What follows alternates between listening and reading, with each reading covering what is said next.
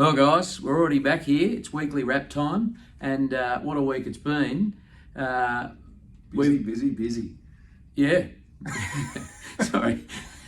That's right. Yeah, you did a little bit. We've been flat out every night this week. We've been looking at the Tattersalls Ready to Run sale, and what an experience it's been. We've learnt a lot. I certainly have, and we were very, very excited to pick up one pretty exciting colt. Yeah, Hiawatha. I think that's how you pronounce it. He's an outstanding horse. Really exciting prospect that we purchased in conjunction with Stu Bowman, a bloodstock agent over there that we used, and Annabelle Neesham, who'll be training this colt. But particularly exciting. I mean, he's already stakes class, and as we know, these stayers over there, when they come to Australia, they are superior to ours, so they tend to dominate our big staying races. So he is a prime candidate. So, mate, absolutely, particularly excited about him. Yeah, absolutely. And look, just trying to get our ducks in a row, trying to work through things. But you'll hear more about that in the coming week or so. But big week, and hopefully next year we can probably get over there and try to pick up a few more. You just want to flight in the holiday, I think. Yeah, pretty much. Just looking back at the week, we had 3 running last Saturday, and Piarosa. Look, she was backing up after a win a fortnight beforehand. Similar race, and she put herself in a similar position, and just couldn't get the luck that she got last time. And but still a great run. Yeah, she was super. It was, like you touched on, it was basically a carbon copy of her previous race that she won, where she came up on the inside from the inside gate, and fortunately the race before she got that split and was able to get through and get the win. This time she didn't get the split, unfortunately. That good or bad barrier, depending how you look at it, that inside draw for her didn't play to her favour on this occasion. But she ran really well, and she'll live to fight another day. Yeah, and Rev Miss down at Caulfield. Look, she'll be better for the run.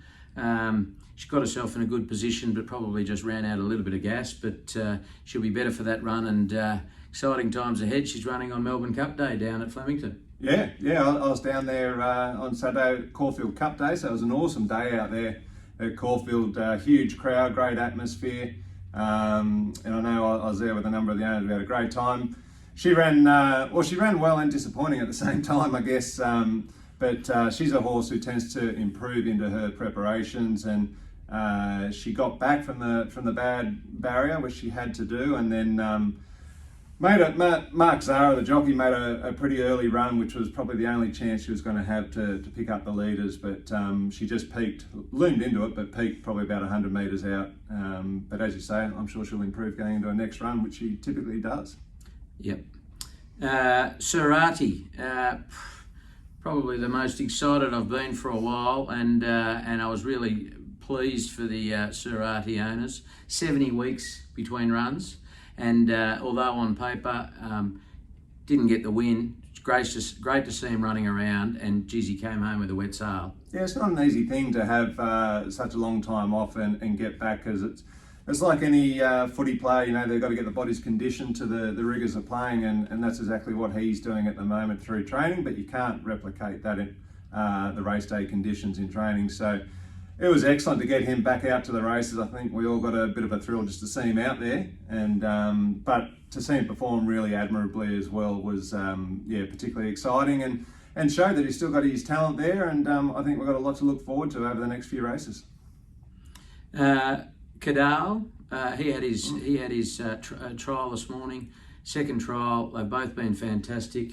He's coming back from being gelded, and looks like it's going to be a pretty exciting prep ahead. Yeah, he's a talented horse. He's a lovely physical type, so I love seeing him every time we see him get out. But he, as you say, trialled brilliantly, showed good turn of foot, got into a lovely position, and was very strong right through the line. And I think he looks in great shape for this preparation ahead, and wouldn't surprise me at all to see him salute first up.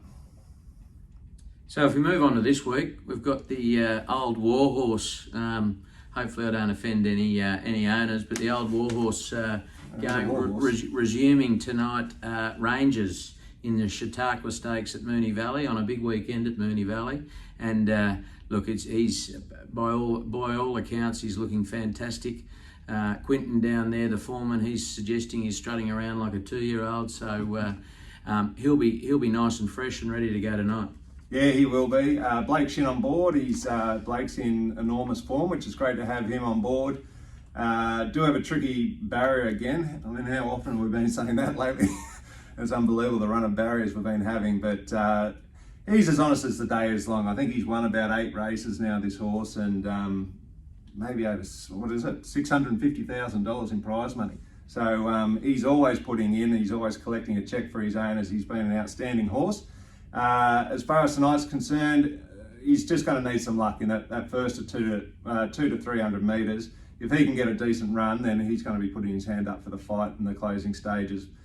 If not, well, he's going to struggle. Yeah. Fingers crossed. So then we've got Seiko. Seiko's accepted for Sunday, also nominated for next Thursday. We'll come back to the owners on exactly where we're going to go in the next 24 hours, hopefully. But look, he's the horse that keeps on giving, but just can't crack that win for Nick Olive. So he's the each-way king, that horse. He is. He's going to get his win, I reckon. Well, no, I mean, he's had 2 wins. He's won over $100,000, which is, it's amazing how it keeps ticking up, because he's constantly placing and keeps those checks coming in. So he's an exciting horse. Would love to see him get that 3rd win, that's for sure. And the other one running this week, Believ, scratched yesterday, nominated again for Gosford, just scratched for the poor barrier and a bit of rain about, but hopefully she can get a win up at Gosford. Yeah, she's not going to be far off it. Obviously haven't seen acceptances yet, but I think Gosford will suit her. It'll be a nice track where she can get forward. You've got a tight turning track, short straight, which she should appreciate.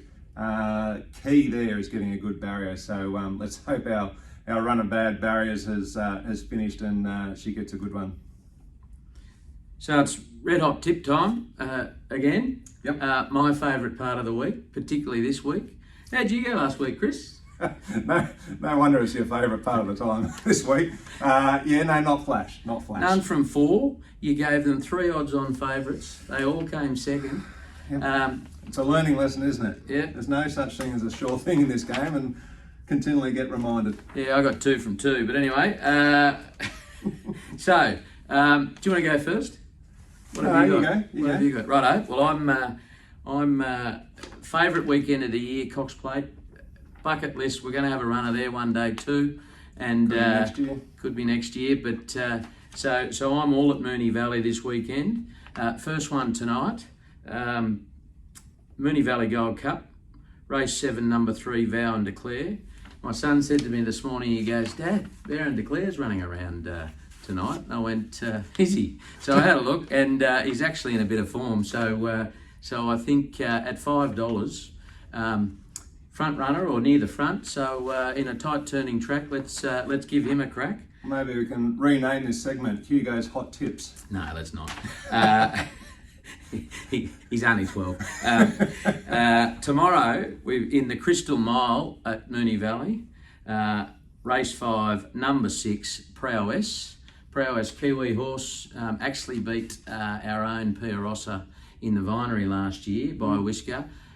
Very talented horse, and so I think she'll do well as a leader on a tight turning track. And then in the Cox Plate, my favourite race, I'm going to go for Alligator Blood. Number 4. I love about half the horses in the race, but again going for another leader or front runner, and we'll see what happens. There's some red hot horses in that race though. Yeah, 100% there is. So what are you going to give him to lose on? No, after there's been a bit of soul searching after last week, I'm going to sack myself this week. No tips, unfortunately, but actually, no, I do have a tip for you. My tip this week is to ignore Sam's tips. So let's see who's got bragging rights on Monday. Good stuff, guys. Well, have a great weekend, and we'll talk to you next week. Have an awesome weekend.